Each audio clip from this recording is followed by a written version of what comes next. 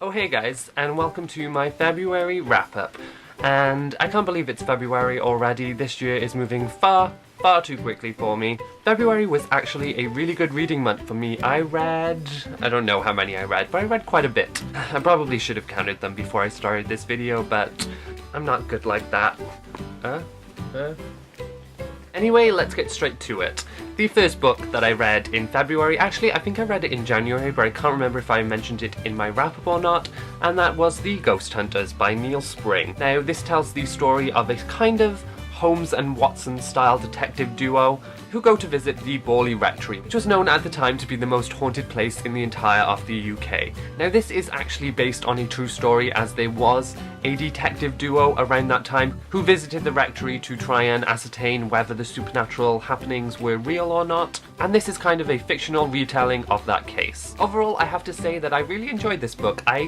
Part of me wasn't expecting to. I haven't read much gothic horror in a very long time. It was interesting to read this and get back into the genre. I found the spooky happenings that happened at the actual rectory to be really well done. It was a good mix of sort of science versus the supernatural. If I have anything bad to say about it, it is that it is quite a long book. It's over 500 pages, and they don't actually get to the rectory until around page 100, so it was a bit slow in the beginning, but overall, once they got to the rectory, I really enjoyed it. In the end, I gave The Ghost Hunters by Neil Spring 3.5 stars.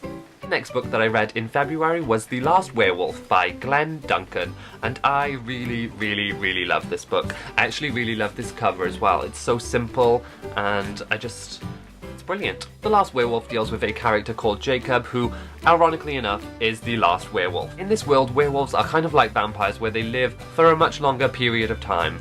And as he is approaching 400 and he knows that he is the last werewolf in existence, he decides that he would sort of rather die. During all this, he is being pursued by the son of a person he killed quite a few years ago, and he basically decides to let this man kill him in vengeance. Before that happens, he meets someone particularly interesting, and it sets off a series of events that makes him change his mind. This novel has been described as urban fantasy written by Bret Easton Ellis, and if you've watched this channel before, you know Bret Easton Ellis is one of my favourite authors, and this is exactly what this book is. The writing style was so well done, and I really loved it. I ended up giving it 5 stars on Goodreads, and picked up the sequel, Tallulah Rising, from the library this month. Next book I read, I don't actually have with me as I lent to a friend, but it was The Girl with All the Gifts by M.R. Carey, I want to say. I know it's Carey, but I've forgotten the initials.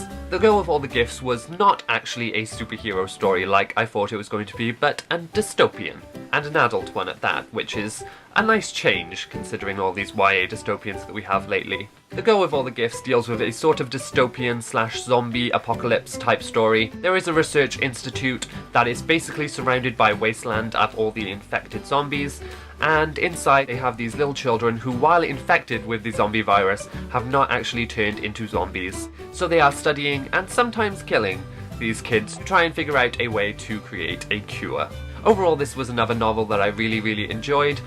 I thought it was a very interesting world and quite an original take on the whole idea of zombie apocalypse. The kids infected with the virus were sufficiently creepy because while they don't turn into zombies, they still have a craving for human flesh, so if they get near to someone and smell them, they suddenly get hungry and want to eat you. So you have these cute little 4-year-old girls running around, all of a sudden going feral and wanting to slash your throat open. So in the end, I gave The Girl with All the Gifts by something Carey 3.5 stars. The next book that I read in February I read on my Kindle, and that was Carrie by Stephen King. I don't really know what to say about this. This was the first Stephen King book that I have ever read, and while I enjoyed it, I think part of it was ruined simply because I knew the ending and I knew everything that happened in the story already. I definitely haven't turned my back on Stephen King. I still plan to give some of his other books a go, but I don't think Carrie was the best start since I already knew that story really well. In the end, I gave Carrie 3 stars because I still did enjoy it, but it was definitely more on the lower scale of 3 stars for me. The next books that I read in February were a trilogy, and they were the original City of Bones, and then I read City of Ashes and City of Glass by Cassandra Clare, because I'm really trying to marathon my series now, just because I end up reading the first in a series that I really enjoy, and then by the time I get round to reading the sequel, I've forgotten everything that happens. So from now on, marathoning series. That's the thing that's happening. Overall, I am not embarrassed to say that I really enjoyed these. I had them up. I think I finished each one in one sitting. Call it a guilty pleasure if you will, but I have to say I really enjoyed these. But it's a strange one, because the first 3 books in this series seem like a complete series to me. I mean, City of Glass ends in a very finale type way, so I'm interested to see how they carry on with the next one in the series, whether it's a new trilogy or it's new characters, I don't know. In the end, I ended up giving City of Bones 4 stars, City of Ashes 4 stars, and City of Glass 3 stars. Because I know this is a favourite of most people, but overall I found the finale a tiny bit disappointing, so that's why this one got a lower score from me.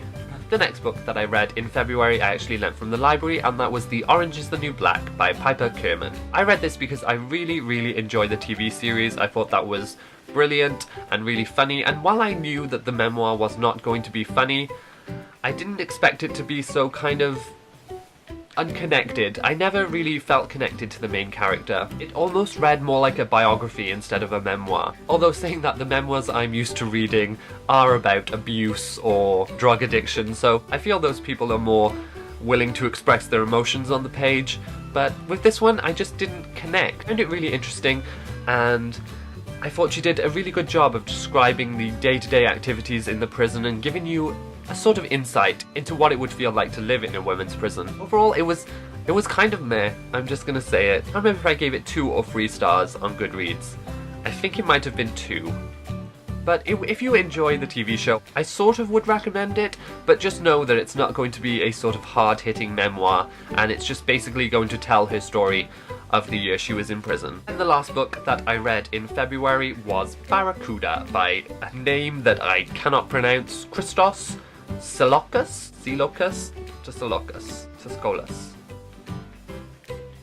I don't know. This was a novel all about competitive swimming, which I know doesn't sound very exciting, but there were some good bits of this novel. If you don't know who this author is, he is the author of The Slap, which is pretty much maligned on Goodreads. I read it a long time ago, and I know I kind of liked it. I think he's going to be one of those kind of either like or hate authors. He has a very distinctive style that's kind of all about sex and drugs, and I can see why a lot of people would be turned off by that. This novel is told in 2 perspectives, one while the character is in high school and getting into competitive swimming and deciding he wants to try it for the Olympics, and the second perspective is told from him 10 years down the line after he has given up swimming after a tragic event. This was a very strange novel because if it was just focused on the high school part, I would probably give this novel a decent 3.5 stars, but because of the older perspective, I had to give it a 2. I really did not like the way that the character turned out, and I sort of hated it when it got to one of his perspectives. I thought it was a good reflection on this idea of competition and not always achieving your dreams. But all in all, I will say that it was a bit of a downer of a novel. I did enjoy it, and I would definitely recommend it if you've liked The Slap or anything like that, but I don't see anyone who hasn't liked his previous work liking this one much at all. It is probably his most restrained out of all the books he's read when it comes to drugs and sex, but when you get to that older perspective, those do start to creep in. Overall though, even though I gave it 2 stars, I am glad I read it. It's just one of those weird ones where I'm confused as to my final rating. So yes, that was all the books that I read in February. I hope my rambling made some sort of sense to you. So if you have read any of the books that I've mentioned, please leave some comments below so we can discuss them. But overall, that is all from me. So if you like this video, please give it a thumbs up, and I shall see you soon with another one. Goodbye!